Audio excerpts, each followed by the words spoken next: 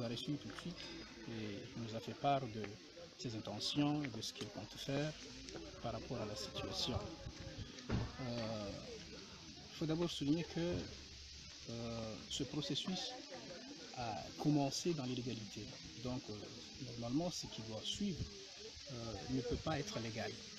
Donc, le point essentiel qui a été abordé aujourd'hui est d'abord la démarche à suivre face à ce combat du droit contre l'illégalité, parce qu'il s'agit aujourd'hui, encore une fois, d'une question de droit. Il ne fait aucun doute que nous défendons le droit, la Constitution, encore une fois, et les autres, sans doute, ne défendent pas ça, bien sûr. Donc, le gouverneur nous a fait savoir la démarche qu'il compte suivre entre lui et le vice-président Jafar, mais aussi le gouverneur de l'île autonome de Zouane.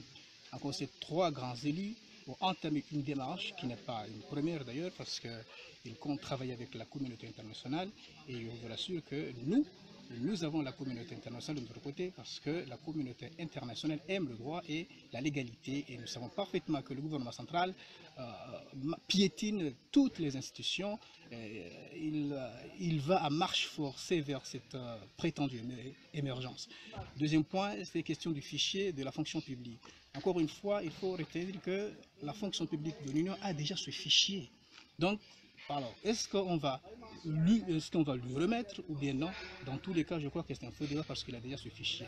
Mais ce qui est grave, c'est qu'il faut le savoir, des milliers des agents de la fonction publique de Ngazidja sont menacés. Ça, il ne fait l'ombre d'aucun doute. Là, il faut que tout le monde le sache. Dans tous les cas, nous allons continuer à combattre, à être aux côtés de Ouangazidja pour essayer de faire quelque chose afin que le droit triomphe. Oh, monsieur le secrétaire général, est-ce que vous avez eu la communiqué? Nous n'avons pas vu ni l'entête ni signature, tout juste mentionné présidence de l'Union des Comores. Alors c'est ça qui est un peu bizarre, je dirais même absurde, parce que généralement quand vous licenciez quelqu'un, il faut arrêter soit un décret, et nous avons vu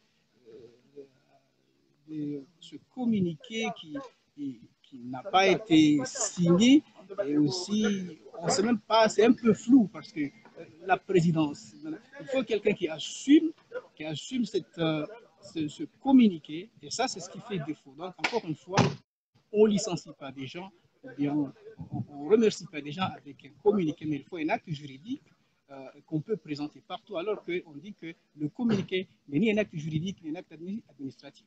Est-ce que tu as un message à lancer au Ouangazidja ou bien plus particulièrement dans l'ensemble des autres îles? Bien sûr, le message, je l'ai.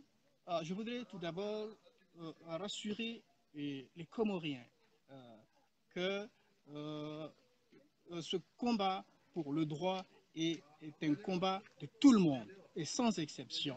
Ici, moi, je crois qu'il y a un groupe de gens, un clan au gouvernement qui veulent faire les choses en force. Donc nous allons résister, nous allons continuer à nous combattre, nous allons continuer à tout faire pour que le droit triomphe. Donc je demande à tous les Comoriens, tout particulièrement Ngazidja, d'être derrière nous afin que ce combat, afin qu'on puisse gagner ce combat, Inch'Allah. De quelle manière vous allez réagir? Vous savez, au niveau de l'exécutif et des autres grands élus, ont essayé de mener le combat sur le plan national et sur le plan international, et ça continue. Nous aussi, au niveau de l'administration, on va essayer de sensibiliser les gens pour qu'ils prennent conscience, parce que le danger est sans doute à venir. On va sensibiliser les gens.